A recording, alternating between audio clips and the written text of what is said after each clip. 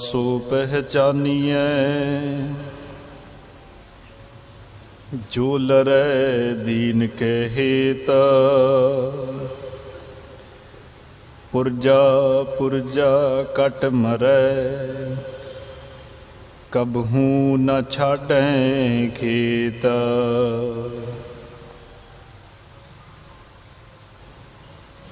कबीर सतगुर सूर में बाहिया बान जो एक। लागत ही पुहें गिर परिया, पर करे जे शेक। गगन दमामा बाजियो, परियो निशान खाओ। खेत जो मांडियो सूरमा, अब जूझन को दाओ। कबीर जिस मरने ते जग डरै, मेरे मन आनंद। मरने ही ते पाइए, पूरन परमानंद। मरने ही ते पाइए, पूरन परमानंद। वाहिगुरु जी का खालसा, वाहिगुरु जी की फतेह। परम सत्कारयोग दीन दुनी दे मालक धन धन श्री गुरु ग्रंथ साहब महाराज जियां दी पावन हजूरी दे विच सुभाएमान गुरु जी की साजी नवाजी गुरु रूप साध संगत जी, आप बड़ भागे हो। संध्या दे दीवान विच जुड़ बैठ के सतगुरां दी गुरबाणी दा हरि जस कीर्तन श्रवण कर रहे सी। परसों दे दीवान विच जिथे असीं इतिहास दी लड़ी नूं छड्डिया सी, उत्थों ही नौवें पातशाह गुरु तेग बहादुर साहब महाराज जियां दे इतिहास की वारता नूं अगे तोरना है। आप सब ने बड़े प्रेम दे नाल बैठ के श्रवण करना है। गल्लां बातां तो गुरेज रखियो ते फोन की वरतों ना करियो। जे किसी दी कोल फोन है भी उन्होंने साइलेंट कर लियो जां बंद कर लियो। दीवान की रमता करन तो पहला सारी संगत गुरु चरनां दे विच हाज़री लवाओ। दोवें हथ जोड़ के बड़े प्रेम सत्कार दे नाल आखो जी वाहिगुरु जी का खालसा, वाहिगुरु जी की फतेह। असी उस दिन विचार कीती सी, धन श्री गुरु तेग बहादुर साहब महाराज आनंदपुर साहिब तो हजूरी गुरसिखां दे नाल दिल्ली पहुँच चुके ने ते दिल्ली सतगुरां दी गिरफ्तारी हुई है ते दिल्ली दे चांदनी चौक दे विच गुरु तेग बहादुर साहब महाराज जियां दे सामने उन्हां दे 3 गुरसिख बाबा सतीदास जी, बाबा दयाला जी ते बाबा मतीदास जियां नूं शहीद किया गया। ते उस तो बाद धन श्री गुरु तेग बहादुर साहब महाराज जियां नूं शहीद करन दा हुक्म होया है। जिहड़े जलाद सन वो इस गल तो भै खा रहे सी भी गुरसिखां दी वारी दे असीं शहीद कर लिया, तशद्दद कर लिया, पर गुरु दे सामने जाके असीं तशद्दद नहीं कर सकते। इस करके जलाद भी पैर पिछां खिच रहे सी। जलाद सी जिहड़े इस गल लई बहुत घट रजामंदी दे रहे सी। किसे अंदर भै सी, किसे अंदर खौफ सी भी गुरु तेग बहादुर साहब महाराज जियां दे उपर वार नहीं कर सकते। पर फिर भी क्योंकि जिहड़ा समाणा शहर रहा है ये जलादां दे लई बड़ा प्रचलित रहा है। 9वें पातशाह ते 10वें पातशाह दे जीवन दे विच जिन्ने जलाद होए ने वो सारे समाणे ते सढौरे दे होए ने।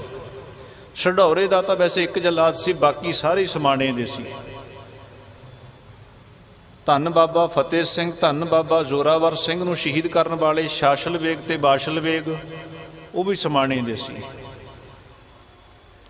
गुरु तेग बहादुर साहब महाराज जियां दी सीस दे उपर वार करन वाला जलाद जलालुद्दीन ਉਹ ਵੀ ਸਮਾਣੇ ਦਾ ਸੀ। ਪਰ ਇਹ ਬਚੇ ਨਹੀਂ। ਫਿਰ ਬਾਬਾ ਬੰਦਾ ਸਿੰਘ ਬਹਾਦਰ ਨੇ ਚੰਗਾ ਸੋਧਾ ਲਾਇਆ ਇਹਨਾਂ ਨੂੰ। ਜਦੋਂ ਸਮਾਣੇ ਦੇ ਉੱਪਰ ਅੱਗ ਵਾਂਗ ਵਰਿਆ ਬਾਬਾ ਬੰਦਾ ਸਿੰਘ ਬਹਾਦਰ, ਇਹ ਜਲਾਦ ਸਨ ਜਿਹੜੇ ਉਹਨੇ ਚੰਗੀ ਤਰ੍ਹਾਂ ਸੋਧੇ ਨੇ। ਪਾਪੀ ਨੂੰ ਕੋਈ ਹੋਰ ਨਹੀਂ ਮਾਰਦਾ, ਉਹਦਾ ਪਾਪ ਮਾਰਦਾ ਹੈ। ਜੇ ਅੰਦਰ ਕੋਈ ਪਾਪ ਲਈ ਬੈਠੇ ਆ ਨਾ, ਉਹੀ ਆਪਾਂ ਨੂੰ ਖਤਮ ਕਰੇਗਾ ਅੰਦਰੋਂ। ਅਸੀਂ ਪੜ੍ਹਦੇ ਹਾਂ ਇੱਕ ਬਚਨ, ਪਾਪੀ ਕੇ ਮਾਰਨੇ ਕੋ ਪਾਪ ਮਹਾਬਲੀ ਹੈ। ਪਾਪੀ ਨੂੰ ਕੋਈ ਹੋਰ ਨਹੀਂ ਮਾਰਦਾ, ਪਾਪੀ ਨੂੰ ਉਹਦਾ ਪਾਪ ਮਾਰ ਲੈਂਦਾ ਹੈ।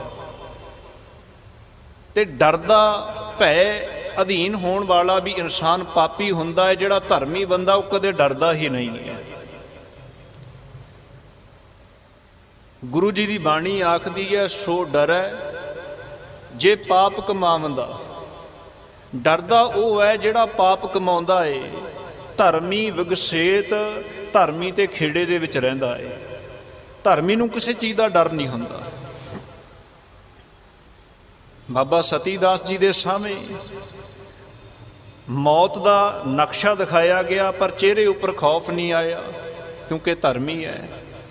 ਬਾਬਾ ਮਤੀ ਦਾਸ ਜੀ ਦੇ ਅੱਗੇ ਮੌਤ ਦਾ ਨਕਸ਼ਾ ਸੀ, ਬਾਬਾ ਦਿਆਲਾ ਜੀ ਦੇ ਅੱਗੇ ਮੌਤ ਦਾ ਨਕਸ਼ਾ ਸੀ। ਪਰ ਧਰਮੀ ਬੰਦੇ ਹਮੇਸ਼ਾ ਖੇੜੇ ਵਿੱਚ ਰਹਿੰਦੇ ਨੇ। ਅੱਜ ਜਦੋਂ ਦਿਨ ਦੇ ਵਿੱਚ ਦੀਵਾਨ ਲੱਗਿਆ ਸੀ ਤੇ ਜਿਹੜੇ ਸਤਿਕਾਰਯੋਗ ਭਾਈ ਸਾਹਿਬ ਆਏ ਸੀ, ਉਹਨਾਂ ਨੇ ਵੀ ਆਪ ਜੀ ਨੂੰ ਇੱਕ ਗੱਲ ਸੁਣਾਈ ਸੀ। ਅਕਸਰ ਸੰਗਤ ਦੇ ਵਿੱਚੋਂ ਉਹ ਸਵਾਲ ਆਉਂਦਾ ਹੈ ਵੀ ਅੱਤ ਦਾ ਤਸ਼ੱਦਦ ਸਰੀਰ ਤੇ ਹੁੰਦਾ ਹੋਵੇ ਤੇ ਬੰਦਾ ਸੀ ਵੀ ਨਾ ਵੱਟੇ, ਇਹ ਕਿਵੇਂ ਪੋਸੀਬਲ ਹੈ?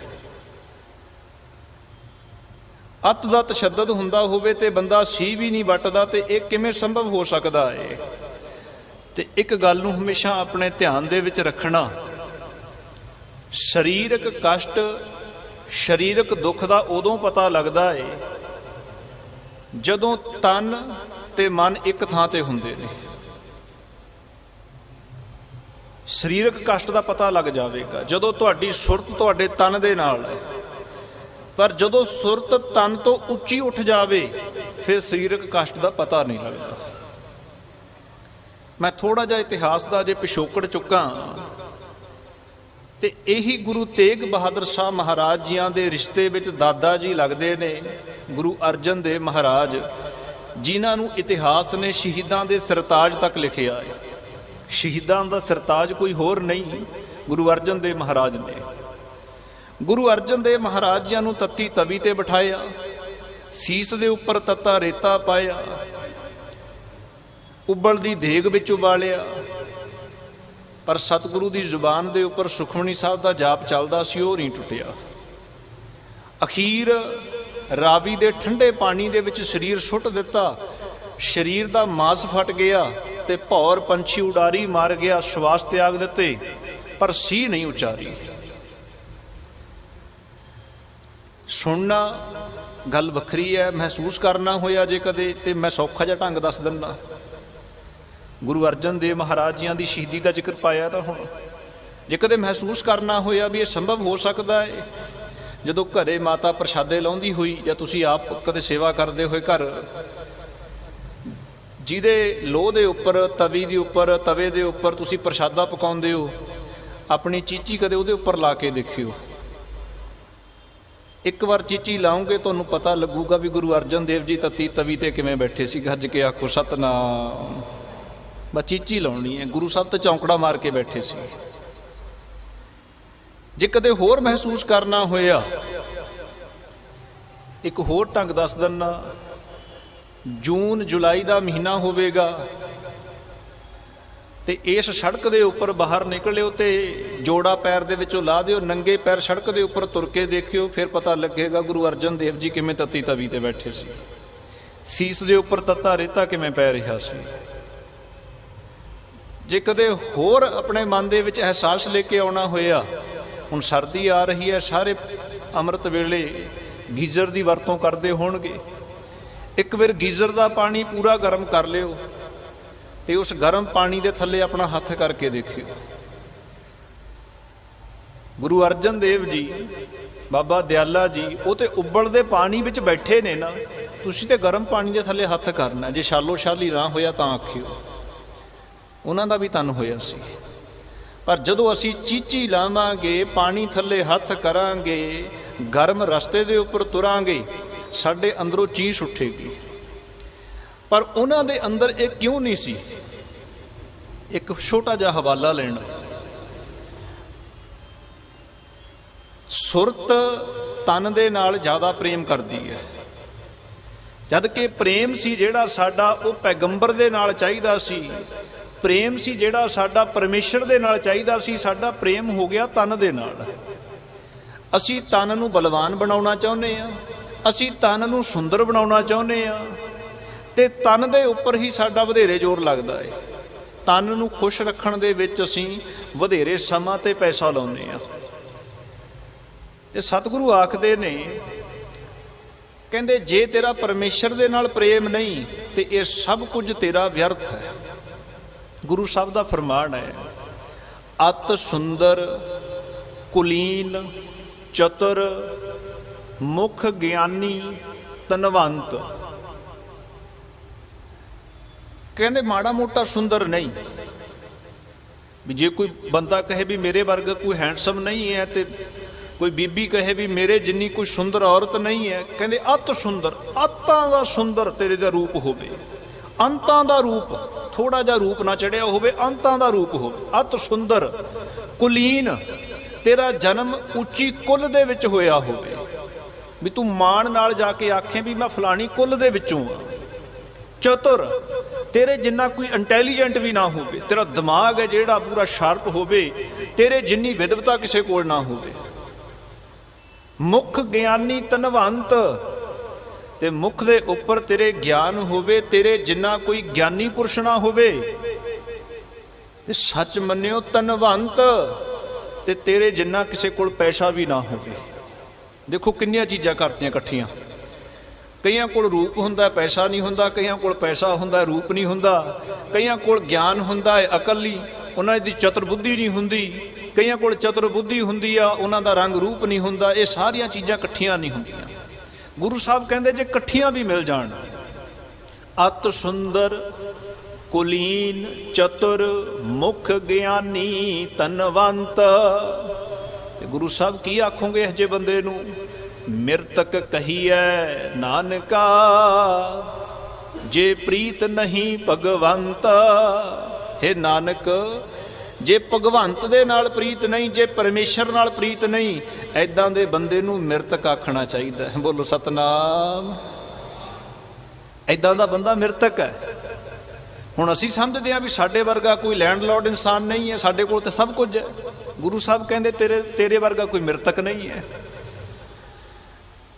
ਮਤਲਬ ਕਿ ਇਹ ਤਨ ਦੇ ਉੱਪਰ ਜ਼ਿਆਦਾ ਜ਼ੋਰ ਨਹੀਂ ਦੇਣਾ, ਜ਼ੋਰ ਦੇਣਾ ਸੀ ਸੁਰਤ ਦੇ ਉੱਪਰ। ਸਾਡੀ ਸੁਰਤ ਹੈ ਜਿਹੜੀ, ਉਹਦੇ ਪਰ ਸਾਡਾ ਜ਼ੋਰ ਨਹੀਂ ਹੈ। ਫਿਰ ਆਪਾਂ ਫੋਕਸ ਕਰੀਏ ਆਪਣੇ ਪੁਆਇੰਟ ਦੇ ਉੱਪਰ। ਕਈ ਵਾਰ ਮੈਂ ਤੁਹਾਨੂੰ ਆਪਣੇ ਨਾਲ ਸੰਬੰਧਿਤ ਦੱਸਦਾ, ਫਿਰ ਤੁਸੀਂ ਆਪਣੇ ਉੱਪਰ ਉਹਨੂੰ ਲਾਗੂ ਕਰਕੇ ਦੇਖ ਲਿਓ। ਜਿਵੇਂ ਅਸੀਂ ਪੰਜਾਬ ਤੋਂ ਆ, ਤੇ ਪੰਜਾਬ ਦੇ ਵਿੱਚ ਵਧੇਰੇ ਕਿੱਤਾ ਖੇਤੀਬਾੜੀ ਨਾਲ ਸੰਬੰਧਿਤ ਹੈ। ਕਈ ਵਾਰ ਖੇਤੀਬਾੜੀ ਕਰਦੇ ਹੁੰਦੇ ਆ, ਤੇ ਖੇਤੀਬਾੜੀ ਦੇ ਤੇਜ਼ ਧਾਰ ਔਜ਼ਾਰ ਨੇ ਜਿਹੜੇ ਕਈ ਵਾਰ ਲੱਤ ਦੇ ਨਾਲ ਖਹਿ ਜਾਵੇ ਜਾਂ ਪੈਰ ਦੇ ਨਾਲ ਖਹਿ ਜਾਵੇ, ਤੇ ਕਾਰਜ ਦੇ ਵਿੱਚ ਇੰਨੇ ਵਿਅਸਤ ਹੋਈਏ ਪਤਾ ਨਹੀਂ ਸੀ ਲੱਗਦਾ। ਪਰ ਜਦੋਂ ਬਾਅਦ ਵਿੱਚ ਵੇਲ ਮਿਲਣਾ ਤੇ ਆਪਣੇ ਪੈਰ ਨੂੰ ਦੇਖਣਾ, ਆਪਣੀ ਲੱਤ ਨੂੰ ਵੇਖਣਾ, ਤੇ ਪਤਾ ਲੱਗਣਾ ਵੀ ਜ਼ਖਮ ਹੋ ਗਿਆ ਹੈ, ਇਹ ਲਹੂ ਕਿੱਥੋਂ ਆਇਆ, ਇਹ ਖੂਨ ਕਿੱਥੋਂ ਆਇਆ। ਤੇ ਜਦੋਂ ਜ਼ਖਮ ਦੇਖ ਲੈਣਾ ਨਾ, ਫਿਰ ਦਰਦ ਹੋਣਾ ਸ਼ੁਰੂ ਹੋ ਜਾਣਾ। ਉਨਾ ਸਮਾਂ ਦਰਦ ਨਹੀਂ ਸੀ ਹੁੰਦਾ, ਕਿਉਂਕਿ ਧਿਆਨ ਕਿਤੇ ਹੋਰ ਵਿਅਸਤ ਹੁੰਦਾ ਸੀ। ਧਿਆਨ ਉੱਥੇ ਨਹੀਂ ਸੀ, ਸੁਰਤ ਉੱਥੇ ਨਹੀਂ ਸੀ। ਪਰ ਜਦੋਂ ਆਪਣਾ ਜ਼ਖਮ ਦੇਖ ਲਿਆ ਤੇ ਫਿਰ ਦਰਦ ਹੋਣਾ ਸ਼ੁਰੂ ਹੋ ਗਿਆ। ਉਸ ਚੀਜ਼ ਤੋਂ ਇੱਕ ਚੀਜ਼ ਮੈਂ ਸਿੱਖੀ ਸੀ ਵੀ ਜਿੰਨਾ ਸਮਾਂ ਤੁਹਾਡਾ ਧਿਆਨ ਇਹ ਚੀਜ਼ ਦੇ ਵਿੱਚ ਨਹੀਂ, ਉਨਾ ਸਮਾਂ ਕੋਈ ਦਰਦ ਨਹੀਂ ਹੈ। ਜਦੋਂ ਤੁਹਾਡਾ ਧਿਆਨ ਹੀ ਇਸ ਚੀਜ਼ ਦੇ ਉੱਪਰ ਆ ਗਿਆ, ਫਿਰ ਦਰਦ ਹੋਵੇਗਾ। ਹੁਣ ਇਹ ਸਰੀਰ ਦੇ ਕੁਝ ਮੈਸੇਜ ਹੁੰਦੇ ਨੇ, ਸਰੀਰ ਦੀਆਂ ਕੁਝ ਇੰਦਰੀਆਂ ਨੇ, ਸਰੀਰ ਦੀਆਂ ਕੁਝ ਨਾੜੀਆਂ ਨੇ, ਜਿਹੜੀਆਂ ਇਹ ਮੈਸੇਜ ਸਾਡੇ ਬ੍ਰੇਨ ਨੂੰ ਪਾਸ ਕਰਦੀਆਂ ਨੇ। ਹੁਣ ਡਾਕਟਰ ਕੋਲ ਵੀ ਤੇ ਜਾਂਦੇ ਆ ਆਪਾਂ, ਡਾਕਟਰ ਨੂੰ ਆਖੋ ਵੀ ਵੈਸੇ ਸਾਡੇ ਇੱਥੇ ਕੋਈ ਬਲੇਡ ਮਾਰ, ਤਕਲੀਫ ਹੋਵੇਗੀ, ਪਰ ਡਾਕਟਰ ਨੂੰ ਆਖ ਵੀ ਇੱਥੋਂ ਇਹਨੂੰ ਸੁੰਨ ਕਰ ਦੇ। ਉਹ ਇੰਜੈਕਸ਼ਨ ਦੇਵੇਗਾ ਇੱਕ, इंजैक्शन के नाल बांह सुन्न कर देगा, फिर बलेड छड्डो भावें हथ वढ़ के ले जाए, तुहानूं पता भी नहीं लगना, तकलीफ होरा नहीं होगी क्योंकि सुन्न होगा। क्यों? क्योंकि इहदा मैसेज है जिहड़ा वो ब्रेन तक पास नहीं होना, वो मैसेज है जिहड़ा अगे ब्रेन नूं पास होना जरूरी है। ते साडा ध्यान कित्थे है? गुरु अर्जन देव जी तत्ती तवी ते बैठे सन, पर जिहड़ा ध्यान सी वो तन दे विच नहीं, वो परमेश्वर दे विच सी। वो तन दे उपर जुल्म कर रहे ने। हुण भाई मनी सिंह जी दे उपर जदों वार होया पहला ते जलाद करन लग्या वार, ते गुट वड्डण लग्या सी, गुट दे उपर वार करन लग्या सी। भाई मनी सिंह जी ने की आख्या? जलाद नूं आखदे ने, कहंदे भाई अपना धर्म निभा। जलाद कहंदा जी मतलब? कहंदे तैनूं हुक्म की होया? कहंदा बंद बंद कट्टना। कहंदे फिर बंद इत्थों शुरू नहीं हुंदा, बंद इत्थों शुरू हुंदा है कल्ले कल्ले पोटे नूं कुट, कल्ले कल्ले पोटे तो कट। जलाद भी हैरान हो गया सी भी हद है, पहला इंसान है जिहड़ा अपने ते तशद्दद दी वारता नूं आप बयान कर रहा है, पर उन्हां दी सुरत है जिहड़ी वो परमेश्वर दे विच लीन है। तन दे उपर हुंदे जुल्म दा कोई एहसास ही नहीं है। ये तन दे उपर जुल्म दा एहसास उदों होवेगा जदों तुहाडा ध्यान तुहाडे तन दे विच आवेगा। एक होर बेनती करा, सिख पंथ दे अंदर रोजाना गिरावटां आ रहीआं ने, पंथ दे विच रोजाना घाण हो रहा है। सिख जवानी है जिहड़ी नशिਆਂ दे विच गलतान हो रही है। कदे दर्द उठिया अंदरों? क्योंकि असीं पंथ नूं अपना हिस्सा ही नहीं मन्निया। पर यूट्यूब के उपर जाके कदे सर्च करके देखियो, सिख चिंतक जदों गल्लां करन बैठदे ने अखां भिज जांदियां ने, चिंतत हुंदे ने साडी कौम किधर जा रही है, साडा पंथ कित्थे जा रहा है। साडे पंथ नूं साडी राजनीति ने डोब दिता, क्योंकि वो उस नूं अपना हिस्सा मनदे ने, वो पंथ दा अपने आप नूं अंग मनदे ने। ते पंथ दे उपर जुल्म होवेगा ते उन्हां दे उपर पीड़ा आवेगी। एक छोटा जिहा हवाला होर दियां, थोड़ा जा होर समझ लियो।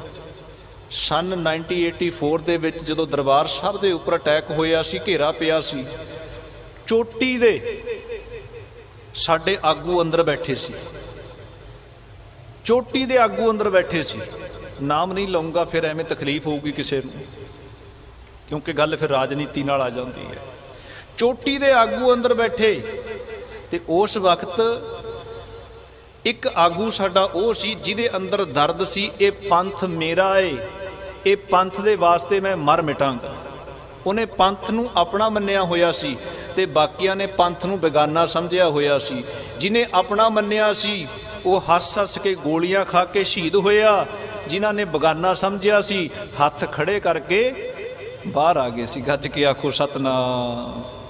अज भी तुरे फिरदे ने, हले मरे नहीं हैगे सारे, अज भी तुरे फिरदे ने, रिड़कदे फिरदे ने। अज भी कौम लाहनतां पा रही है जे बंदियां नूं।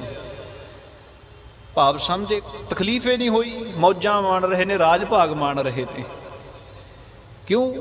क्योंकि उन्होंने पंथ नूं अपना अंग नहीं समझिया। जिद्दण तुहानूं अपने शरीर का ख्याल आ गया फिर तकलीफ होवेगी। ते गुरु साहब इस शरीर तो किते उतां जा चुके सी, उन्हां दी सुरत सी जिहड़ी वो उस मंडल विच पहुंच चुकी सी जिथे असी गल करते हाँ सचखंड वसै निरंकार।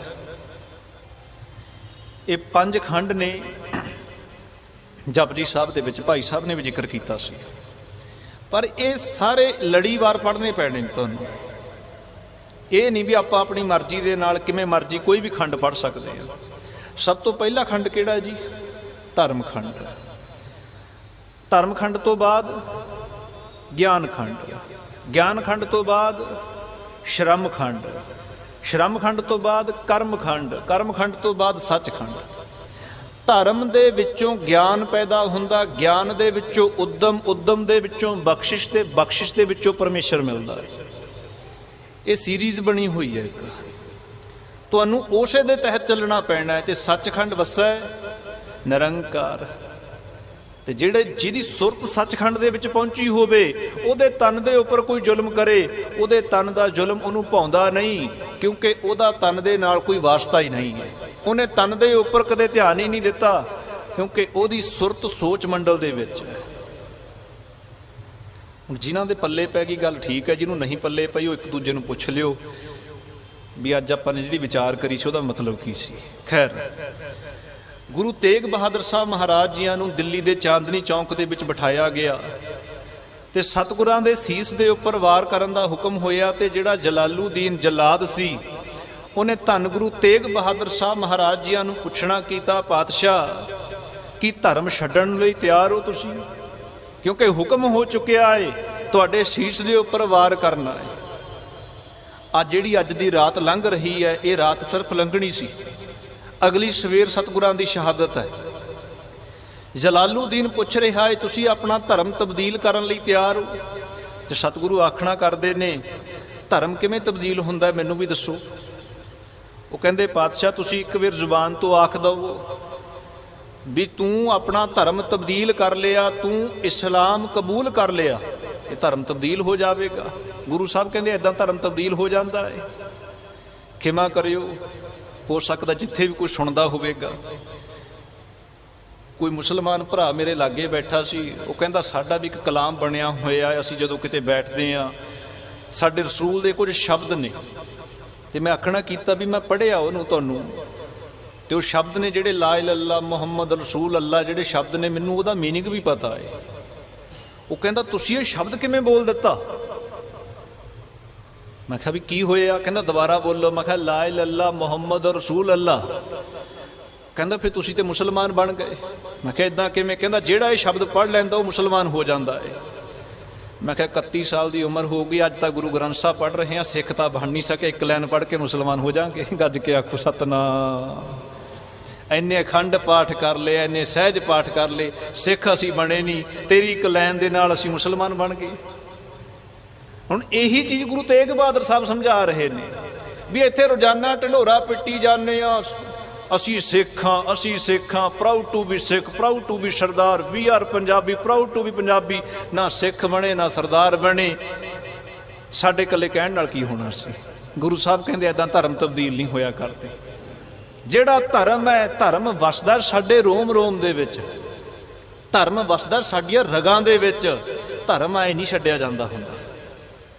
ਧਰਮ ਨੂੰ ਜੇ ਖੋਣਾ ਹੋਵੇ, ਧਰਮ ਤੇ ਕੱਲੇ ਕੱਲੇ ਸਵਾਸ ਦੇ ਨਾਲ ਹੈ। ਤੇ ਸਤਿਗੁਰੂ ਨੇ ਗੱਲ ਵੀ ਸਵਾਸਾਂ ਦੀ ਕੀਤੀ ਹੈ। ਜਦੋਂ ਨਾਮ ਜਪਣ ਦੀ ਹਦਾਇਤ ਹੋਈ, ਸਤਿਗੁਰੂ ਆਖਦੇ ਨੇ ਸਾਸ ਸਾਸ ਸਿਮਰੋ ਗੋਬਿੰਦ, ਮਨ ਅੰਤਰ ਕੀ ਉਤਰੈ ਚਿੰਤ। ਸਵਾਸਾਂ ਦੇ ਨਾਲ ਉਹਨੂੰ ਜਪਣਾ ਹੈ। ਗੁਰੂ ਤੇਗ ਬਹਾਦਰ ਸਾਹਿਬ ਮਹਾਰਾਜ ਨੇ ਸਪਸ਼ਟ ਕਰ ਦਿੱਤਾ ਸੀ, ਕਹਿੰਦੇ ਮਤਾਂ ਸੋਚੀ ਤੇਰੇ ਡਰਾਵਿਆਂ ਦੇ ਨਾਲ ਮੈਂ ਆਪਣਾ ਧਰਮ ਤਬਦੀਲ ਕਰਾਂਗਾ। ਇਹ ਧਰਮ ਤਾਂ ਰੋਮ ਰੋਮ ਦੇ ਵਿੱਚ ਵਸਦਾ ਹੈ। ਤੇ ਜਲਾਦ ਨੇ ਫਿਰ ਵਾਰ ਕੀਤਾ ਸਤਿਗੁਰਾਂ ਦੇ ਉੱਪਰ। ਹੁਣ ਸਤਿਗੁਰਾਂ ਦੇ ਉੱਪਰ ਜਦੋਂ ਵਾਰ ਹੋਇਆ, ਧੰਨ ਗੁਰੂ ਤੇਗ ਬਹਾਦਰ ਸਾਹਿਬ ਮਹਾਰਾਜ ਬੜੇ ਆਨੰਦ ਦੇ ਵਿੱਚ ਬੈਠੇ ਨੇ। ਪਰ ਇੱਕ ਗੱਲ ਯਾਦ ਰੱਖਿਓ, ਦਿੱਲੀ ਦੀ ਹਕੂਮਤ ਖੜੀ ਹੈ ਤੇ ਦਿੱਲੀ ਦੀ ਪਰਜਾ ਖੜੀ ਹੈ, ਤੇ ਚਾਂਦਨੀ ਚੌਂਕ ਦੇ ਵਿੱਚ ਕੋਈ ਹੋਰ ਨਹੀਂ ਬੈਠਾ। ਸਿੱਖਾਂ ਦਾ 9ਵਾਂ ਪਾਤਸ਼ਾਹ, ਜਿਹਨੂੰ ਹਿੰਦ ਨੇ ਆਪਣਾ ਪੈਗੰਬਰ, ਆਪਣਾ ਅਵਤਾਰ ਮੰਨ ਲਿਆ ਏ। 16 ਕਸ਼ਮੀਰੀ ਪੰਡਤ ਕਿਰਪਾ ਰਾਮ ਦੱਤ ਦੀ ਅਗਵਾਈ ਵਿੱਚ ਕਹੇ ਆਏ, ਇਹੋ ਸਾਡਾ ਪੈਗੰਬਰ, ਇਹੋ ਸਾਡਾ ਨਬੀ, ਇਹੋ ਸਾਡਾ ਅਵਤਾਰ। ਜੇ ਇਹ ਧਰਮ ਛੱਡੇ ਅਸੀਂ ਵੀ ਤਿਆਰ ਹਾਂ, ਅਸੀਂ ਜੰਜੂ ਖੁਦ ਉਤਾਰ ਦਿਆਂਗੇ। ਉਹ ਪੈਗੰਬਰ ਦਿੱਲੀ ਦੇ ਚਾਂਦਨੀ ਚੌਂਕ ਦੇ ਵਿੱਚ ਬੈਠਾ ਤੇ ਸਾਰੀ ਦੁਨੀਆ ਦੀਆਂ ਨਜ਼ਰਾਂ ਦੇਖ ਰਹੀਆਂ ਸੀ ਉਸ ਪੈਗੰਬਰ ਨੂੰ, ਤੇ ਉਹਦੀ ਸੀਸ ਦੇ ਉੱਪਰ ਵਾਰ ਹੋਣਾ ਕੋਈ ਛੋਟੀ ਜੀ ਗੱਲ ਨਹੀਂ ਸੀ। ਜਲਾਲੂਦੀਨ ਨੇ ਵਾਰ ਕੀਤਾ ਤੇ ਸਤਿਗੁਰਾਂ ਦਾ ਸੀਸ ਉਹਨਾਂ ਦੇ ਧੜ ਤੋਂ ਵੱਖ ਕਰ ਦਿੱਤਾ। ਸੁਭਾਵਿਕ ਗੱਲ ਸੀ, ਸਤਿਗੁਰਾਂ ਦੇ ਸਰੀਰ ਚੋਂ ਭੌਰ ਪੰਛੀ ਨੇ ਉਡਾਰੀ ਮਾਰੀ, ਸਵਾਸ ਤਿਆਗ ਦਿੱਤੇ। ਗੁਰੂ ਤੇਗ ਬਹਾਦਰ ਸਾਹਿਬ ਮਹਾਰਾਜ ਸਨ 1675 1675 ਕੱਲ ਦਾ ਦਿਨ, ਜਿਹੜਾ 1675 ਉਸ ਦੇ ਦਿਨ, ਉਹ ਪਹਿਰ ਸਤਿਗੁਰਾਂ ਨੇ ਸ਼ਹਾਦਤ ਪਾ ਲਈ। ਪਰ ਜਿਹੜਾ ਔਰੰਗਜ਼ੇਬ ਸੀ, ਔਰੰਗਾ ਪਾਪੀ ਸੀ, ਉਹਦੇ ਅੰਦਰ ਦਾ ਕ੍ਰੋਧ ਠੰਡਾ ਨਹੀਂ ਹੋਇਆ। ਉਹਦੇ ਅੰਦਰ ਕ੍ਰੋਧ ਦਾ ਭਾਂਬੜ ਬਲਦਾ ਸੀ। ਉਹ ਕਹਿੰਦਾ ਬੜਾ ਅੱਡੀ ਚੋਟੀ ਦਾ ਜ਼ੋਰ ਲਾਇਆ। ਉਹ ਕਸ਼ਮੀਰੀ ਪੰਡਤ ਆ ਕੇ ਆਖ ਗਏ ਇਹਨਾਂ ਨੂੰ ਮਨਾ ਲਈ। ਸਾਨੂੰ ਇੰਜ ਲੱਗਿਆ ਇੱਕ ਬੰਦੇ ਨੂੰ ਮਨਾਉਣਾ ਬੜਾ ਸੌਖਾ ਏ, ਅਸੀਂ ਜ਼ੁਲਮਾਂ ਦਾ ਕਹਿਰ ਕਰਕੇ ਵੇਖ ਲਿਆ, ਡੋਲਿਆ ਨਹੀਂ, ਅਸੀਂ ਸੀਸ ਧੜ ਤੋਂ ਵੱਖ ਕਰ ਦਿੱਤਾ। ਤੇ ਹੈਰਾਨਗੀ ਉਦੋਂ ਹੋਈ, ਸੀਸ ਧੜ ਤੋਂ ਵੱਖ ਸੀ, पर उस वक्त भी चेहरे दे उपर एक मुस्कुराहट ते एक नूर सी। वो कहंदा इहदे चेहरे दे उपर उस वक्त भी भय नहीं आया जदों इहदी गर्दन दे उपर तलवार दा वार होया। एक होर बेनती करा, मैं बड़ी वेरे चीज समझाउण दी कोशिश करदा है। एक हुंदा तलवार ते एक हुंदा किरपान, इन्हां दे विच कोई फर्क है जी? तलवार ते किरपान दे विच कोई फर्क है?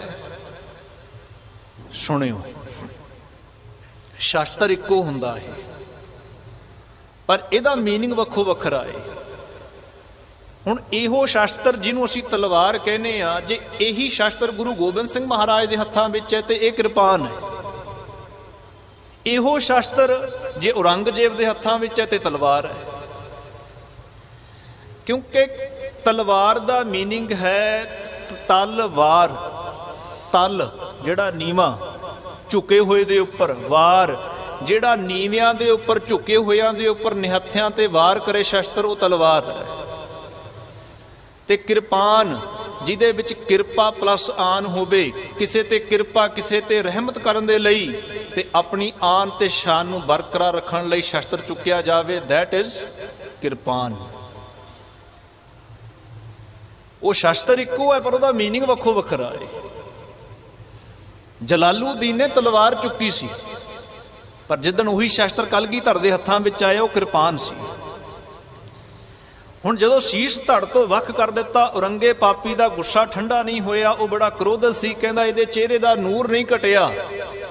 उन्हें ऐलान कीता अज चांदनी चौक दे विचों शरीर नूं कोई चुके ना, कल दा अमृत वेला होवेगा, जिवें सूरज दी पहली किरण निकलेगी, इहदे शरीर दे 4 टुकड़े कर दिओ। गुरु तेग बहादुर साहब महाराज जियां दे शरीर दे 4 टुकड़े करन दा आदेश जारी किया औरंगे पापी ने। ते उन्हें ये हदायत की कि वैसे उस वक्त याद रखना दिल्ली दे 14 दरवाजे हुंदे सी, 14 दरवाजे सी दिल्ली शहर दे उस वक्त दे विच, पर 4 प्रमुख दरवाजे सी, जिहड़े मेन गेट सी वो 4 सी, वो ते अगे होर जिहड़े मतलब 10 दरवाजे सी, 14 दरवाजे कुल सी। ते औरंगजेब ने ऐलान किया गुरु तेग बहादुर महाराज जियां दे शरीर दे 4 टोटे करके दिल्ली दे प्रमुख 4 दरवाजियां दे उपर लमका दिओ। किहड़े 4 दरवाजे सी?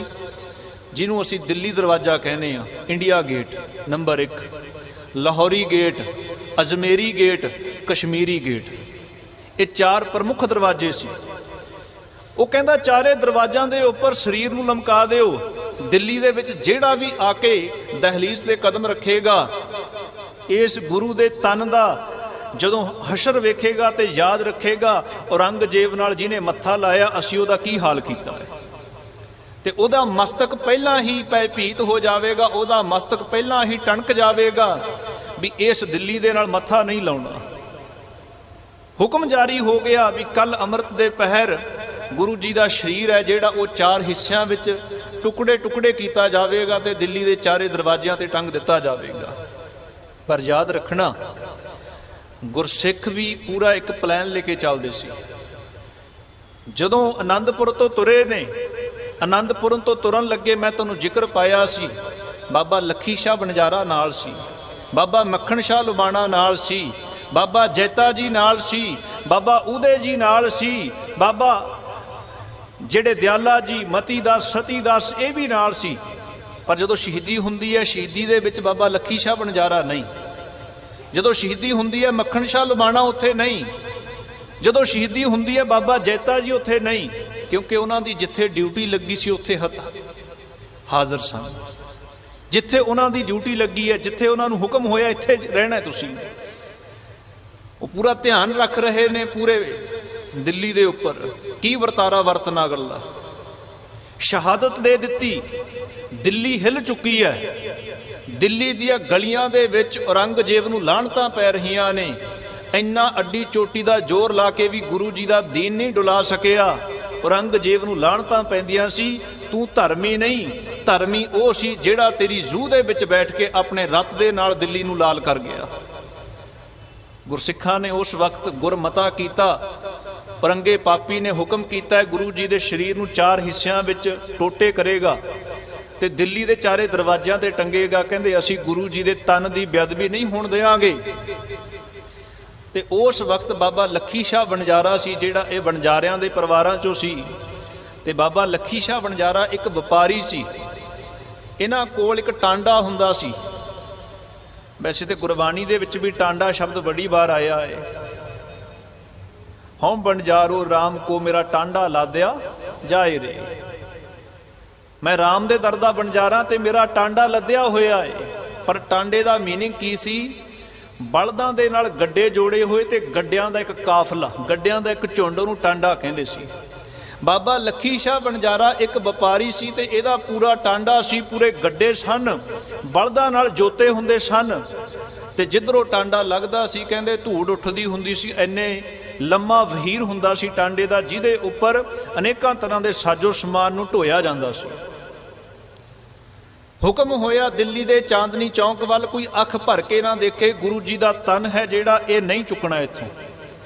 ਬਾਬਾ ਲੱਖੀ ਸ਼ਾਹ ਵਣਜਾਰਾ, ਬਾਬਾ ਮੱਖਣ ਸ਼ਾਹ ਲੁਬਾਣਾ, ਬਾਬਾ ਜੈਤਾ ਜੀ ਤੇ ਹੋਰ ਗੁਰਸਿੱਖਾਂ ਨੇ ਗੁਰਮਤਾ ਕੀਤਾ, ਜਾਨ ਦੀ ਬਾਜੀ ਭਾਵੇਂ ਲਾਉਣੀ ਪੈ ਜਾਵੇ, ਪਰ ਗੁਰੂ ਜੀ ਦਾ ਸਰੀਰ ਹੈ ਜਿਹੜਾ ਸਤਿਕਾਰ ਸਮੇਤ ਇੱਥੋਂ ਲੈ ਕੇ ਜਾਵਾਂਗੇ। ਤੇ ਯਾਦ ਰੱਖਣਾ, ਦਿੱਲੀ ਦਾ ਚਾਂਦਨੀ ਚੌਂਕ ਹੈ, ਉਸ ਵਕਤ ਦੀ ਮੁੱਖ ਸਲਤਨਤ ਹੈ ਦਿੱਲੀ। ਉਸ ਵਕਤ ਦਾ ਬਾਦਸ਼ਾਹ ਦਿੱਲੀ ਵਿੱਚ ਬੈਠਾ ਏ ਤੇ ਬਾਦਸ਼ਾਹ ਨੂੰ ਉਸ ਵਕਤ ਜੇ ਕਿਸੇ ਨੇ ਹਿਲਾਇਆ ਏ ਤੇ ਗੁਰੂ ਤੇਗ ਬਹਾਦਰ ਸਾਹਿਬ ਹਿਲਾ ਗਏ ਨੇ। ਜਦੋਂ ਆਨੰਦਪੁਰ ਬੈਠ ਕੇ ਹੁਕਮ ਹੋਇਆ ਸੀ, ਇਹੋ ਹੁਕਮ ਹੋਇਆ ਸੀ ਉਸ ਮਹਾਬਲੀ ਦੀ ਕੁਰਬਾਨੀ ਚਾਹੀਦੀ ਹੈ, ਜਿਹਦੀ ਕੁਰਬਾਨੀ ਦੇ ਵਿੱਚੋਂ ਇਨਕਲਾਬ ਉੱਠੇਗਾ, ਤੇ ਇਨਕਲਾਬ ਉੱਠ ਚੁੱਕਿਆ ਹੈ। ਪਰ ਹੁਣ ਦੂਜੀ ਚਪੇੜ ਵੱਜਣੀ ਸੀ ਔਰੰਗਜ਼ੇਬ ਦੇ। ਪਹਿਲੀ ਚਪੇੜ ਵੱਜ ਚੁੱਕੀ, ਇਹਦੇ ਮਨ ਦੀ ਨਹੀਂ ਚੱਲੀ, ਦੂਜੀ ਵੱਜਣੀ ਸੀ। ਇਹ ਸੋਚ ਰਿਹਾ ਸੀ ਕੱਲ ਸਵੇਰ ਅੰਮ੍ਰਿਤ ਵੇਲੇ ਦਾ ਪਹਿਰ ਆਵੇਗਾ, ਸੂਰਜ ਦੀ ਪਹਿਲੀ ਕਿਰਨ ਚੜ੍ਹੇਗੀ, ਮੈਂ ਆਪਣੇ ਮਨ ਦੀਆਂ ਕਰਾਂਗਾ। ਜੇ ਜਿਉਂਦੇ ਜੀ ਨਹੀਂ ਉਹਨੇ ਆਪਣੀ ਮੰਨਣ ਦਿੱਤੀ ਤੇ ਮੈਂ ਉਹਦੇ ਮਰਨ ਤੋਂ ਬਾਅਦ, ਉਹਦੇ ਜਾਣ ਤੋਂ ਬਾਅਦ ਹੁਣ ਆਪਣੇ ਮਨ ਦੀਆਂ ਕਰਾਂਗਾ। ਪਰ ਧੰਨ ਬਾਬਾ ਲੱਖੀ ਸ਼ਾਹ ਵਣਜਾਰਾ ਜੀ, ਤੇ ਉਸ ਵਕਤ ਉਹਨਾਂ ਨੇ ਗੁਰਮਤਾ ਕੀਤਾ ਤੇ ਆਪਣਾ ਟਾਂਡਾ ਤੋਰਿਆ ਉਸ ਵਕਤ ਦਿੱਲੀ ਦੀਆਂ ਬਰੂਹਾਂ ਦੇ ਵਿੱਚੋਂ। ਤੇ ਉਹ ਟਾਂਡਾ ਸੀ ਜਿਹੜਾ ਬਾਬਾ ਲੱਖੀ ਸ਼ਾਹ ਵਣਜਾਰਾ ਜੀ ਦੇ ਘਰ ਜਾਂਦਾ ਸੀ। ਪਰ ਉਸ ਦਿਨ ਉਹ ਟਾਂਡੇ ਦਾ ਰੂਟ ਸੀ ਜਿਹੜਾ ਉਹ ਵੱਖਰਾ ਤੈਅ ਕੀਤਾ ਗਿਆ। ਉਹਦਾ ਰੂਟ ਬਣਾਇਆ ਗਿਆ ਬਾਇਆ ਚਾਂਦਨੀ ਚੌਂਕ ਹੋ ਕੇ। ਇਹ ਟਾਂਡਾ ਜਾਵੇਗਾ ਚਾਂਦਨੀ ਚੌਂਕ ਦੇ ਵਿੱਚੋਂ ਦੀ ਹੋ ਕੇ। ਤੇ ਜਿਹੜੇ ਦਿੱਲੀ ਦੇ ਲੋਕ ਸਨ, ਭਾਵੇਂ ਕੋਈ ਸੈਨਾਪਤੀ ਸੀ, ਭਾਵੇਂ ਕੋਈ ਫੌਜੀ ਸੀ, ਭਾਵੇਂ ਕੋਈ ਪਹਿਰੇਦਾਰ ਸੀ, ਤਕਰੀਬਨ ਸਾਰੀ ਜਨਤਾ ਬਾਬਾ ਲੱਖੀ ਸ਼ਾਹ ਵਣਜਾਰਾ ਜੀ ਨੂੰ ਜਾਣਦੀ ਸੀ, ਕਿਉਂਕਿ ਵਪਾਰੀ ਬੜਾ ਉੱਚੀ ਚੋਟੀ ਦਾ ਸੀ। ਪਤਾ ਸੀ ਲੱਖੀ ਸ਼ਾਹ ਵਣਜਾਰਾ ਕੌਣ ਹੈ। ਇਹਦਾ ਟਾਂਡਾ ਆਉਂਦਾ ਜਾਂਦਾ ਰਹਿੰਦਾ ਏ। ਇੱਥੋਂ ਤੱਕ ਔਰੰਗਜ਼ੇਬ ਦੇ ਦਰਬਾਰ ਦਾ ਵੀ ਕਈ ਵਾਰ ਸਮਾਨ ਜੇ ਕਿਤੇ ਬਾਹਰ ਅਜਮੇਰ ਲੈ ਕੇ ਜਾਣਾ ਹੁੰਦਾ ਸੀ, ਜਾਂ ਕਿਤੇ ਪੰਜਾਬ ਤੋਂ ਬਾਹਰ ਲੈ ਕੇ ਜਾਣਾ ਹੁੰਦਾ ਸੀ, ਲਾਹੌਰ ਤੱਕ ਲੈ ਕੇ ਜਾਣਾ ਹੁੰਦਾ ਸੀ, ਇਹਦੇ ਟਾਂਡੇ ਦੇ ਉੱਪਰ ਬੜੀ ਵਾਰ ਸਮਾਨ ਗਿਆ ਏ। ਜਾਣਦੇ ਨੇ ਲੱਖੀ ਸ਼ਾਹ ਕੌਣ ਹੈ। ਜਦੋਂ ਵਹੀਰ ਆਇਆ, ਗੱਡਿਆਂ ਦਾ ਵਹੀਰ ਟਾਂਡਾ, ਉਹ ਚਾਂਦਨੀ ਚੌਂਕ ਦੇ ਵਿੱਚੋਂ ਲੰਘਿਆ, ਇੱਕ ਵਾਰ ਸਿਪਾਹੀ ਸਤਰਕ ਹੋ ਗਏ, ਫੌਜਦਾਰ ਸਤਰਕ ਹੋ ਗਿਆ, ਇਹ ਕੌਣ ਆ ਗਿਆ। ਜਦੋਂ ਪਤਾ ਲੱਗਿਆ ਵੀ ਲੱਖੀ ਸ਼ਾਹ ਵਣਜਾਰਾ ਜਾ ਰਿਹਾ ਹੈ ਤੇ ਉਹਦਾ ਟਾਂਡਾ ਏ, ਕੱਚਾ ਪਹਾ ਸੀ, ਕੱਚੇ ਰਾਹ ਸਨ, ਧੂੜ ਉੱਡ ਰਹੀ ਸੀ, ਤੇ ਸੋਚਣਾ ਕੀਤਾ ਇਹ ਤੇ ਦਿੱਲੀ ਦਾ ਹੀ ਹੈ ਤੇ ਬੜੀ ਵਾਰ ਆਉਂਦਾ ਜਾਂਦਾ ਏ। ਪਰ ਉਹਨੂੰ ਇਹ ਨਹੀਂ ਸੀ ਪਤਾ ਇਸੇ ਟਾਂਡੇ ਦੇ ਵਿੱਚ ਮੱਖਣ ਸ਼ਾਹ ਲੁਬਾਣਾ ਵੀ ਹੈ, ਇਸੇ ਟਾਂਡੇ ਦੇ ਵਿੱਚ ਬਾਬਾ ਜੈਤਾ ਵੀ ਹੈ, ਇਸੇ ਟਾਂਡੇ ਦੇ ਵਿੱਚ ਉਸ ਆਨੰਦਪੁਰ ਦੇ ਵਾਸੀ ਗੁਰੂ ਗੋਬਿੰਦ ਸਿੰਘ ਮਹਾਰਾਜ ਨੂੰ ਪਿਤਾ ਮੰਨਣ ਵਾਲੇ ਸਿੱਖ ਵੀ ਨੇ। ਉਹ ਟਾਂਡੇ ਦੀ ਪਹਿਚਾਣ ਨਹੀਂ ਕਰ ਸਕੇ। ਤੇ ਉਹ ਟਾਂਡਾ ਜਿਵੇਂ ਲੰਘ ਰਿਹਾ ਸੀ, ਲੰਘਦੇ ਟਾਂਡੇ ਦੇ ਵਿੱਚ ਇੱਕ ਰਾਤ ਦਾ ਹਨੇਰਾ, ਦੂਜਾ ਉੱਡਦੀ ਧੂੜ ਦੇ ਵਿੱਚ ਗੁਰਸਿੱਖਾਂ ਦਾ ਦਾਅ ਲੱਗਿਆ ਤੇ ਉਹਨਾਂ ਨੇ ਗੁਰੂ ਸਾਹਿਬ ਦਾ ਸਰੀਰ ਚੁੱਕ ਲਿਆ। ਗੁਰੂ ਸਾਹਿਬ ਦਾ ਧੜ ਤੇ ਗੁਰੂ ਸਾਹਿਬ ਦਾ ਸੀਸ ਉਸ ਟਾਂਡੇ ਦੇ ਨਾਲ ਉਹਨਾਂ ਨੇ ਉਹਦੇ ਸਹਾਰੇ ਦੇ ਨਾਲ ਉੱਥੋਂ ਚੁੱਕਿਆ ਤੇ ਬਾਬਾ ਲੱਖੀ ਸ਼ਾਹ ਵਣਜਾਰਾ ਦੇ ਘਰ ਲੈ ਗਏ। ਜਿੰਨੇ ਸਮੇਂ ਨੂੰ ਧੂੜ ਠੰਡੀ ਹੋਣੀ ਸੀ, ਜਿੰਨੇ ਸਮੇਂ ਨੂੰ ਹਨੇਰੇ ਦਾ ਪਰਦਾ ਚੁੱਕਣਾ ਸੀ, ਉਹ ਤੋਂ ਪਹਿਲਾਂ ਸੰਸਕਾਰ ਦੀ ਮਰਿਆਦਾ ਨਿਭਾਈ ਜਾਣੀ ਸੀ। ਤੇ ਉਸ ਵਕਤ ਬਾਬਾ ਲੱਖੀ ਸ਼ਾਹ ਵਣਜਾਰਾ ਆਖਣ ਲੱਗੇ ਸੰਸਕਾਰ ਕਰਨ ਨੂੰ ਕਈ ਪਹਿਰ ਲੱਗਣਗੇ, ਤੇ ਜੇ ਕਿਤੇ ਸਰਕਾਰ ਨੂੰ ਪਤਾ ਲੱਗ ਪਿਆ, ਜੇ ਕਿਤੇ ਫੌਜਦਾਰ ਨੂੰ ਪਤਾ ਲੱਗ ਪਿਆ, ਤੇ ਸੱਚ ਮੰਨਿਓ ਉਹਨੇ ਸੰਸਕਾਰ ਨਹੀਂ ਹੋਣ ਦੇਣਾ, ਗੁਰੂ ਜੀ ਦੇ ਸਰੀਰ ਦੀ ਬੇਅਦਬੀ ਹੋਵੇਗੀ। ਤੇ ਧੰਨ ਹੈ ਬਾਬਾ ਲੱਖੀ ਸ਼ਾਹ ਵਣਜਾਰਾ ਆਖਣ ਲੱਗਿਆ, ਗੁਰੂ ਕੇ ਸਿੱਖੋ, ਜੇ ਚਿਖਾ ਤਿਆਰ ਕਰਨੀ ਹੈ ਤੇ ਚਿਖਾ ਹੁਣ ਬਾਹਰ ਤਿਆਰ ਨਹੀਂ, ਸ਼ਮਸ਼ਾਨ ਵਿੱਚ ਤਿਆਰ ਨਹੀਂ ਹੋਵੇਗੀ। चिखा तैयार होवेगी मेरी कोठड़ी दे विच, मेरे महल दे विच। अपनी कोठड़ी दे अंदर, अपने घर दे अंदर चिखा तैयार कीती, बड़ा लकड़ां दे नाल उहने वो चिखा तैयार कर ली, चट्ठा तैयार कर लिया ते उहदे उपर धन गुरु तेग बहादुर महाराज साहब दे शरीर नूं लटाया गया। जदों सीस लाउण लगे उपर चिखा दे उपर, बाबा जैता जी गोडे टेक के झोली अड के बैठे सन ते आखण लगे सी, गुरु के सिखो बेनती है ये सीस दा संस्कार ना करियो। मैं पहले दिन भी बेनती कीती सी, ये सीस दा संस्कार ना करियो। कहंदे क्यों? ये सीस आनंदपुर लेके जाना है।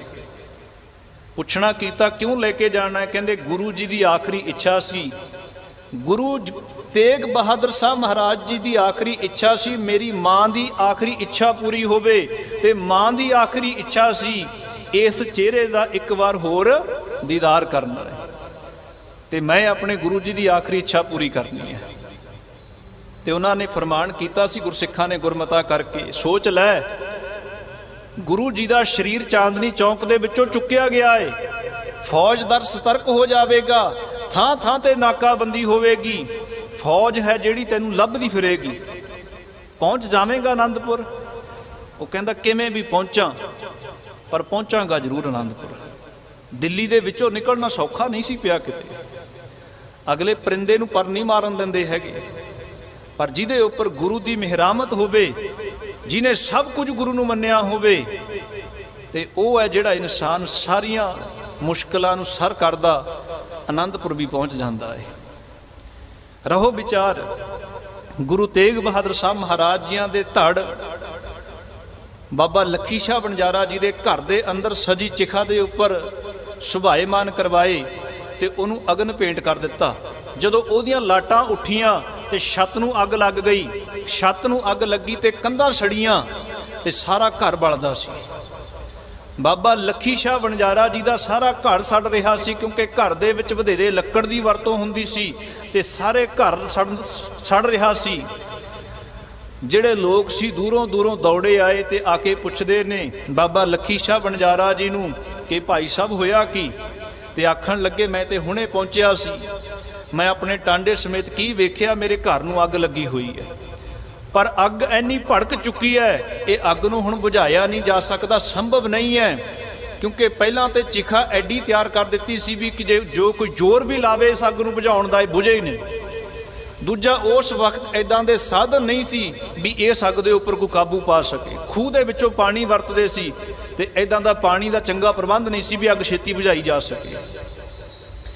ते बाबा लखी शाह बनजारा ने बड़ी सोच तरतीब दे नाल संस्कार कीता सी। जे कोई फौजदार आके अग बुझाउण दी भी कोशिश करेगा, घर दी अग बुझाउण दे उपर जोर लगेगा, पर जिहड़ी चिखा बल रही है उहदी अग तक पहुंच नहीं हो सकती। गज के आखो सतनाम। जिन्ने समय नूं इन्हां नूं सोझी आवेगी भी इस घर नहीं सड़ रहा, इस घर दे विच एक चिखा है, चिखा दे उपर गुरु साहब दा शरीर है जिहदा अंतिम संस्कार हो रहा है, पर जिन्ने समय नूं समझदे उन्ने समय नूं उन्हां ने संस्कार कर दिता सी। जदों अमृत वेले दा वो पहर आया, जिहड़े पहर औरंगजेब विਉਂਤਾ बनाई बैठा सी मैं गुरु जी दे शरीर दी बेअदबी करांगा, अज गुरु तेग बहादुर साहब महाराज जी दा शरीर 4 हिस्सिਆਂ ਦੇ ਵਿੱਚ दिल्ली ਦੇ चारे दरवाजिਆਂ ਤੇ ਟੰਗਿਆ ਜਾਵੇਗਾ। ਤੇ ਜਦੋਂ फौजदार पहुंचिया ਤੇ ਮੱਥੇ ਤੇ ਹੱਥ ਮਾਰਦਾ है भी गुरु के सिखां ने कारा कर दिता ਤੇ शरीर ਲੈ गए ने। ਹੁਣ फौजदार ਨੂੰ जवाब देना पैना है उपर औरंगजेब ਨੂੰ, पर सारे फिक्रमंद हो गए क्योंकि सारे मारे जाणगे, क्योंकि औरंगजेब की हेठी हो रही है। तो औरंगजेब ਨੂੰ पता लग्या भी गुरु जी का शरीर है जिहड़ा उत्थों लुप्त हो गया है, गायब हो गया है। तो औरंगजेब ने उस वक्त चारे पासे ऐलान करवा दिता सी, किवें भी करो, कितों पैदा करो, गुरु जी का शरीर है जिहड़ा मैनू चाहिदा है, ते ये शरीर किते आनंदपुर ना पहुँच जावे। उहदा अड्डी चोटी का हुण जोर लग चुकिया है। जे किसी ने शरीर चोरी भी कर लिया है, जे कोई शरीर लै भी गया है, पर शरीर आनंदपुर नहीं पहुँचना चाहिए, क्योंकि पता सी आनंदपुर च सिख फौजां बैठियां ने, शरीर आनंदपुर तक ना जावे। चारे पासे पहरेदारी करवा दी, चारे पासे फौजां फैल गईयां, गश्ती जथे भेजे उन्हें, जिथे भी कोई शक्की हालात विच मिलदा है कतल कर दिओ, पर मैनू गुरु तेग बहादुर साहब महाराज का सीस चाहिदा है। पर धन है बाबा जैता ਜਿਹੜਾ ਗੁਰੂ ਦੇ ਉੱਪਰੋਂ ਆਪਣਾ ਸਿਦਕ ਲਾ ਕੇ, ਜਾਨ ਦੀ ਬਾਜੀ ਲਾ ਕੇ ਅੱਜ ਦਿੱਲੀ ਤੋਂ ਕੱਲਾ ਆਨੰਦਪੁਰ ਨੂੰ ਦੇਖ ਰਿਹਾ ਸੀ ਵੀ ਕਿਵੇਂ ਨਾ ਕਿਵੇਂ ਆਨੰਦਪੁਰ ਪਹੁੰਚਣਾ ਹੈ। ਪਰ ਸਤਿਗੁਰੂ ਦੀ ਬਾਣੀ ਆਖਦੀ ਹੈ, ਜਾਂ ਤੂੰ ਮੇਰੇ ਵੱਲ ਹੈ ਤਾਂ ਕਿਆ ਮੋਹ ਛੰਦਾ, ਤੁਧ ਸਭ ਕੁਛ ਮੈਨੂੰ ਸੌਂਪਿਆ ਜਾਂ ਤੇਰਾ ਬੰਦਾ। ਜਿਹਨੇ ਸਭ ਕੁਝ ਉਹਨੂੰ ਮੰਨ ਲਿਆ ਤੇ ਉਹ ਮੰਜ਼ਲਾਂ ਨੂੰ ਸਰ ਕਰ ਜਾਵੇਗਾ, ਉਹ ਉਸ ਮੰਜ਼ਲ ਤੇ ਪਹੁੰਚ ਜਾਵੇਗਾ ਜਿਹੜੀ ਮੰਜ਼ਲ ਹੈ ਜਿਹੜੀ ਉਹਨੇ ਮਿੱਥ ਲਈ ਹੈ। ਔਰੰਗਜ਼ੇਬ ਦੀ ਉਸ ਵਕਤ ਇੱਕੋ ਦਿਲੀ ਇੱਛਾ ਹੈ, ਗੁਰੂ ਜੀ ਦਾ ਸੀਸ ਦਿੱਲੀ ਤੋਂ ਬਾਹਰ ਨਾ ਜਾਵੇ। ਜੇ ਬਾਹਰ ਗਿਆ ਤੇ ਆਨੰਦਪੁਰ ਦੀ ਜੂਹ ਵਿੱਚ ਦਾਖਲ ਨਾ ਹੋਵੇ। ਤੇ ਬਾਬਾ ਜੈਤਾ ਜੀ ਦਾ ਇੱਕੋ ਨਿਸ਼ਚਾ ਹੈ, ਇਹ ਸੀਸ ਕਲਗੀਧਰ ਦੀ ਗੋਦ ਵਿੱਚ ਜਾ ਕੇ ਟਿਕਾਉਣਾ ਹੈ। ਪਰ ਕਿਵੇਂ ਪਹੁੰਚੇਗਾ ਬਾਬਾ ਜੈਤਾ, ਕਿਵੇਂ ਮੰਜ਼ਲਾਂ ਨੂੰ ਸੈਰ ਕਰੇਗਾ ਤੇ ਕਿਵੇਂ ਆਨੰਦਪੁਰ ਦੀ ਜੂਹ ਦੇ ਵਿੱਚ ਦਾਖਲ ਹੋਵੇਗਾ, ਇਹਦੀ ਵਿਚਾਰ ਆਪਾਂ ਕੱਲ ਨੂੰ ਕਰਾਂਗੇ। ਸਮਾਂ ਅੱਜ ਵੀ ਵਧੇਕ ਹੈ, ਇੱਥੇ ਆਪਾਂ ਦੀਵਾਨ ਦੀ ਸਮਾਪਤੀ ਕਰਦੇ ਹਾਂ। ਗੁਰੂ ਤੇਗ ਬਹਾਦਰ ਸਾਹਿਬ ਮਹਾਰਾਜ ਜੀਆਂ ਦਾ ਸਾਨੀ ਕੋਈ ਨਹੀਂ। ਆਪਾਂ ਪੜ੍ਹਦੇ ਤਾਂ ਹੈਗੇ ਆ ਸਾਰੇ, ਤੇਗ ਬਹਾਦਰ ਸਿਮਰਿਆ ਘਰ ਨੌ ਨਿਧ ਆਵੈ, ਪਰ ਕਦੇ ਸਿਮਰ ਕੇ ਵੇਖਿਓ, ਕਿਉਂਕਿ ਸਿਮਰਨ ਹੈ ਜਿਹੜਾ ਉਹ ਬੜੀ ਅਗਾਂਹ ਦੀ ਚੀਜ਼ ਹੈ। ਸਤਿਗੁਰੂ ਆਖਦੇ ਨੇ, ਸਿਮਰੋ ਸਿਮਰ ਸਿਮਰ ਸੁਖ, ਸੁਖ ਮਿਲ ਜਾਂਦਾ ਇਹਦੇ ਵਿੱਚੋਂ। ਕਲ ਕਲੇਸ਼ ਤਨ ਮਾਹੇ ਮਿਟਾਵੂ, ਇਹਦੇ ਨਾਲ ਜ਼ਿੰਦਗੀ ਦੇ ਕਲ ਕਲੇਸ਼ ਦੂਰ ਹੋ ਜਾਂਦੇ ਨੇ। ਕਦੇ ਅਹਿਸਾਸ ਕਰਕੇ ਵੇਖਿਓ ਆਪਣੇ ਕਲ ਕਲੇਸ਼ ਮੁੱਕ ਗਏ ਨੇ? ਜੇ ਨਹੀਂ ਮੁੱਕੇ ਸਮਝ ਲਿਓ ਸਿਮਰਨ ਹਲੇ ਕੀਤਾ ਨਹੀਂ। ਜਿਹੜਾ ਸਿਮਰਨ ਹੈ, ਸਿਮਰਨ ਦੇ ਵਿੱਚੋਂ ਸੁੱਖ ਪੈਦਾ ਹੁੰਦਾ ਹੈ, ਗੁਰੂ ਦੀ ਯਾਦ ਹੈ ਸਿਮਰਨ। ਤੇ ਧੰਨ ਗੁਰੂ ਤੇਗ ਬਹਾਦਰ ਸਾਹਿਬ ਮਹਾਰਾਜ ਦਾ ਜਦੋਂ ਨਾਮ ਧਿਆਉਂਦੇ ਆ, ਸੁੱਖ ਤੇ ਮਿਲੇਗਾ, ਪਰ ਨਾਲ ਆਖਿਆ ਹੈ ਘਰ ਨੌ ਨਿਧ ਆਵੈ ਧਾਏ। ਨੌ ਨਿਧ ਦਾ ਭਾਵ ਕੀ ਹੈ? ਨੌ ਖਜ਼ਾਨੇ। ਨਵ ਨਿਧੀ 18 ਸਿੱਧੀ ਪਿੱਛੇ ਲੱਗੀਆਂ ਫਿਰੈ ਜੇ ਗੁਰ ਚਰਨੀ ਲਗਨ। ਉਹ 9 ਨਿਧੀਆਂ ਨੇ ਜਿਹੜੀਆਂ 9 ਖਜ਼ਾਨੇ ਤੇਰੇ ਪਿੱਛੇ ਪਿੱਛੇ ਆ ਰਹੇ ਨੇ, ਜੇ ਤੂੰ ਤੇਗ ਬਹਾਦਰ ਦਾ ਸਿਮਰਨ ਕਰਦਾ ਹੈ। ਤੇ ਇਹ ਮੈਨੂੰ ਹੁਣ ਕੱਲ ਤੱਕ ਦੱਸਿਓ ਤੁਸੀਂ ਵੀ 9 ਨਿਧੀਆਂ ਕਿਹੜੀਆਂ ਹੁੰਦੀਆਂ ਨੇ, 9 ਖਜ਼ਾਨੇ ਕਿਹੜੇ ਹੁੰਦੇ ਨੇ। ਤੇਗ ਬਹਾਦਰ ਸਿਮਰਿਐ ਘਰ, ਉਹ 9 ਨਿਧ ਕਿਹੜੇ ਨੇ? ਇਹ ਕੱਲ ਤੱਕ ਦੇਖ ਲਿਓ ਤੁਸੀਂ, ਨਹੀਂ ਫਿਰ ਆਪਾਂ ਕੱਲ ਨੂੰ ਵਿਚਾਰ ਕਰ ਲਾਂਗੇ। ਪਰ ਘਰੇ ਨਾ ਬੈਠੇ ਰਹੋ ਵੀ ਗਿਆਨੀ ਨੇ ਸਵਾਲ ਪੁੱਛ ਲੈਣਾ, ਠੀਕ ਹੈ ਨਾ, ਵੀ ਜਵਾਬ ਕੀ ਦੇਵਾਂਗੇ। ਸਵਾਲ ਪੁੱਛਣਾ ਮੇਰਾ ਫਰਜ਼ ਹੈ, ਜੇ ਨਹੀਂ ਆਇਆ ਕੋਈ ਗੱਲ ਨਹੀਂ, ਆਪਾਂ ਕੱਲ ਨੂੰ ਵਿਚਾਰ ਕਰਾਂਗੇ। ਪਰ ਪਤਾ ਤਾਂ ਹੋਵੇ ਨਾ ਵੀ ਘਰ 9 ਨਿਧ ਆਵੈ ਧਾਏ। ਵੀ ਹਫ਼ਤਾ ਹੋ ਗਿਆ ਰੋਜ਼ਾਨਾ ਹੀ ਪੜ੍ਹੀ ਜਾਂਦੇ ਆ, ਘਰ 9 ਨਿਧ ਆਵੈ ਧਾਏ, ਘਰ 9 ਨਿਧ ਆਵੈ ਧਾਏ। 9 ਨਿਧ ਹੈਗੇ ਕਿਹੜੇ ਨੇ ਇਹੀ ਨਹੀਂ ਪਤਾ। ਹੁਣ ਕਹੀ ਚੱਲੀਏ ਦਿੱਲੀ ਜਾਣਾ ਹੈ, ਦਿੱਲੀ ਜਾਣਾ ਹੈ, ਦਿੱਲੀ ਹੈ ਕਿੱਥੇ ਇਹੀ ਨਹੀਂ ਪਤਾ। ਦਿੱਲੀ ਦਾ ਰੂਟ ਕੀ ਹੈ ਇਹੀ ਨਹੀਂ ਪਤਾ, ਫਿਰ ਪਹੁੰਚਣਾ ਕੀ ਹੈ ਆਪਾਂ ਨੇ। ਇਸ ਕਰਕੇ 9 ਨਿਧੀਆਂ ਕਿਹੜੀਆਂ ਨੇ, 9 ਨਿਧ ਖਜ਼ਾਨੇ ਕਿਹੜੇ ਨੇ, ਇਹ ਥੋੜ੍ਹਾ ਜਿਹਾ ਜਾ ਕੇ ਆਪਣੇ ਸਟੱਡੀ ਕਰਨ ਦੀ ਕੋਸ਼ਿਸ਼ ਕਰਿਓ, ਖੋਜਣ ਦੀ ਕੋਸ਼ਿਸ਼ ਕਰਿਓ। ਕੱਲ ਨੂੰ ਵਿਚਾਰ ਕਰਾਂਗੇ। ਤੇ ਕੱਲ ਨੂੰ ਵਿਚਾਰ ਕਰਨੀ ਹੈ ਵੀ ਬਾਬਾ ਜੈਤਾ ਜੀ ਕਿਵੇਂ ਆਨੰਦਪੁਰ ਪਹੁੰਚੇ ਨੇ, ਤੇ ਕਲਗੀਧਰ ਦੇ ਦਰਬਾਰ ਦਾ ਉਸ ਵਕਤ ਦਾ ਨਕਸ਼ਾ ਸੀ ਜਿਹੜਾ, ਉਹਦੀ ਵਿਚਾਰ। ਤੇ ਕੱਲ ਦਾ ਅਖੀਰਲਾ ਦੀਵਾਨ ਹੈ, ਸਾਰੀ ਸੰਗਤ ਪਰਿਵਾਰਾਂ ਸਮੇਤ ਪਹੁੰਚਿਓ। ਕੱਲ ਨੂੰ ਵੀ ਰਾਤ ਨੂੰ ਇਹੀ ਸਮਾਂ ਹੈ। ਆਪ ਸਰਬੱਤ ਸੰਗਤਾਂ ਦਾ ਧੰਨਵਾਦ, ਬੜੇ ਪ੍ਰੇਮ ਨਾਲ ਬੈਠ ਕੇ ਸ਼ਰਵਣ ਕੀਤਾ। ਭੁੱਲਾਂ ਚੁੱਕਾਂ ਦੀ ਖਿਮਾ। ਆਓ ਬੜੇ ਅਦਬ ਸਤਿਕਾਰ ਦੇ ਨਾਲ ਗੁਰੂ ਬਖਸ਼ੀ ਫਤਿਹ ਪ੍ਰਵਾਨ ਕਰੋ ਜੀ। ਵਾਹਿਗੁਰੂ ਜੀ ਕਾ ਖਾਲਸਾ।